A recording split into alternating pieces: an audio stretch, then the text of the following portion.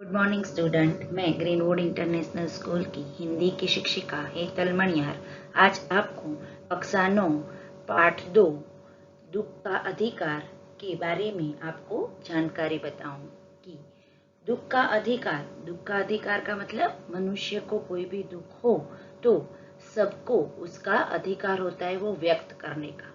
पर हमारे समाज में उसमें भी भेदभाव होते हैं क्योंकि उसमें श्रीमंत और गरीब लोग अपने दुख जो होते हैं वो अलग अलग तरीके से दिखाते हैं और समाज भी उसको अलग अलग तरीके से ही देखते हैं। तो इस पाठ में आपको ऐसी ही एक गरीब और श्रीमंत औरत के दुख के बारे में आपको कहानी के अंदर बताया गया है। इसके लेखक है यशपाल जी। यशपाल का जन्म फिरोजपुर छावनी में सन 1903 में हुआ था। उन्होंने आरंभिक शिक्षा स्थानीय स्कूल में और उच्च शिक्षा लाहौर में पाई थी। यशपाल जी विद्यार्थी काल से ही क्रांतिकारी गतिविधियों में जुट गए थे। अमर शहीद भगत सिंह आदि के साथ मिलकर उन्होंने भारतीय स्वतंत्रता आंदोलन में भी भाग लिया था। यशपाल जी पद्म विभूषण से भी सम्मानित है।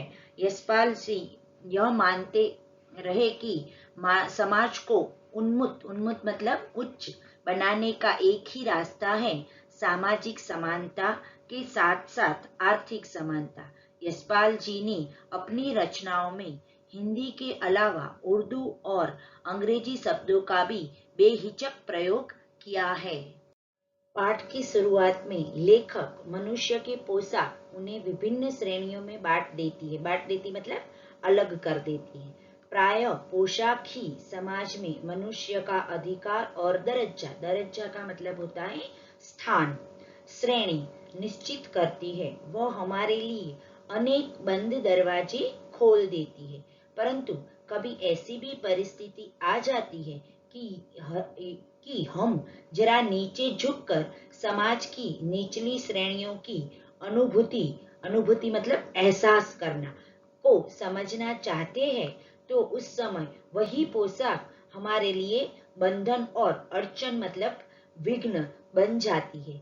जैसे वायु की लहरें कटी हुई पतंग को सहसा मतलब एकाएक भूमि पर नहीं गिर जाने देती, उसी तरह खास परिस्थितियों में हमारी पोशाक हमें झुक सकने से रोक रही है।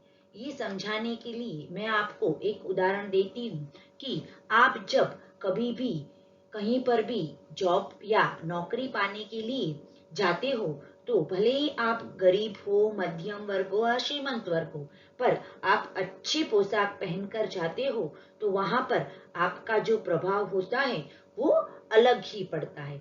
दूसरी बात में यह है कि जब आप कहीं पर भी कोई अच्छे प्रसंग में जा रहे हो और बहुत ही अच्छे कपड़े पहने हो और कहीं पर कोई बच्चा कीचड़ में गिर जाए तो हम उसकी मदद करने के लिए नहीं जाएंगे, क्योंकि हमारी पोशाक जो है वो खराब हो जाएगी और हम जो है वो फंक्शन में जाना होता है, उसकी वजह से उसकी मदद नहीं कर पा रहे।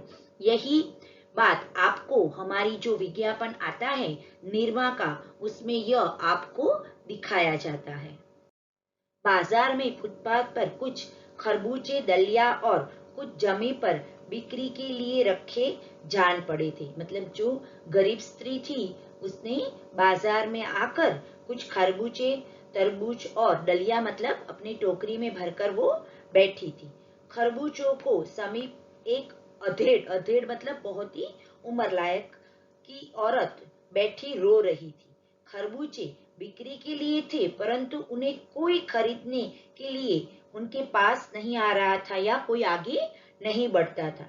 खरबूजों को बेचने वाली तो कपड़े में मुंह छिपाकर घुटनों पर अपना सर रखकर फफक कर रो रही थी। मतलब बहुत ही अंदर ही अंदर वो रो रही थी। जैसे कभी कोई मर जाता है तो जब इंसान रोता है वैसे ही वो स्त्री रो रही थी। उस स्त्री के आगे बहुत सारी टोकरियों में खरबूजे पड़े हुए थे, पर कोई उसे खरीद नहीं रहा था।